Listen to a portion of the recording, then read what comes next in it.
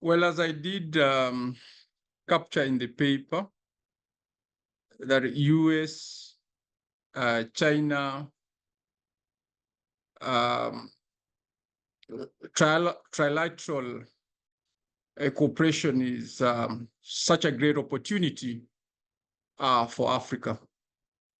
Opportunity in the sense that if you look at earlier discussions, predominantly they capture competition, and in a sense that a discussion on the competition between the US and China, really lost the gist and the question about are there avenues for cooperation. Looking at the current, geopolitical realities and alignment, there are a number of areas where these two, global powers have leverages. On one hand, China is now well known for its capabilities in the infrastructure development. The US, on the other hand, is well known for, of course, for governance issues, technological advancement, and capacity building. So when we look at those, two sets of capabilities, we realize that instead of African countries, approaching these two powers individually, they can come up with, strategic frameworks that allow these two powers to build on their capability. And this is why my paper is framed in a sense that can we, move beyond the traditional conceptualization of the relationship between these two powers on African continent. So is it possible to go beyond competition? I am saying this is possible because there are avenues. For example, education.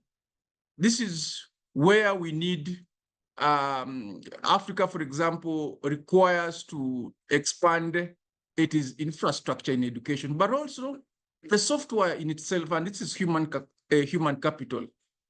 So we are saying China can assist African countries to build the hard infrastructure, and then US comes in to support development of human capital.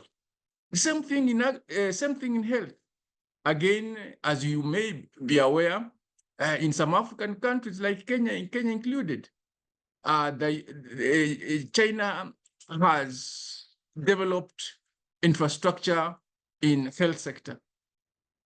US can come in to again support,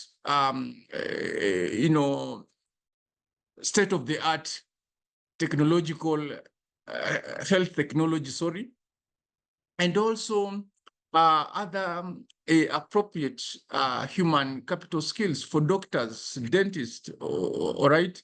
This is the sort of, leverage I'm talking about.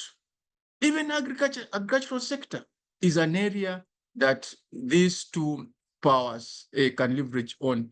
Of course, we know that in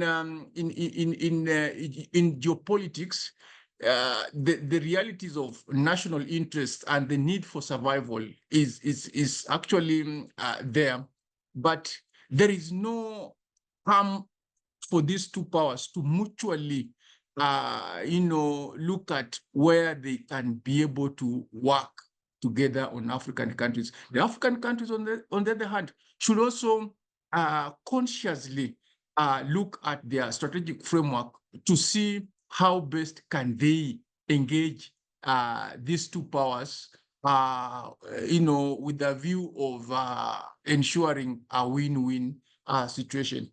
So in my conclusion, I'm saying that, instead of overly talking about, geostrategic competition, it is a high time now we reframe the conversation to, trilateral cooperation.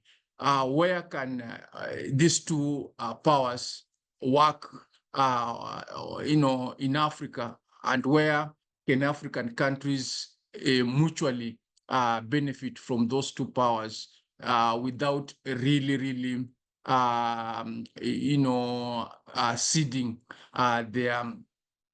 ceding their sovereignty.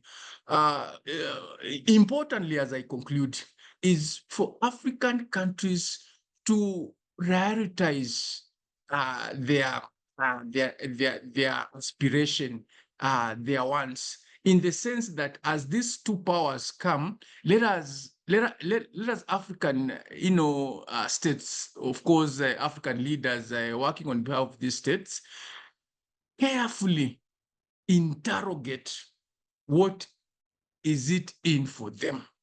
That is the only they can elevate their agency to the next level, and by extension, they will be able to safeguard their national interest. Thank you.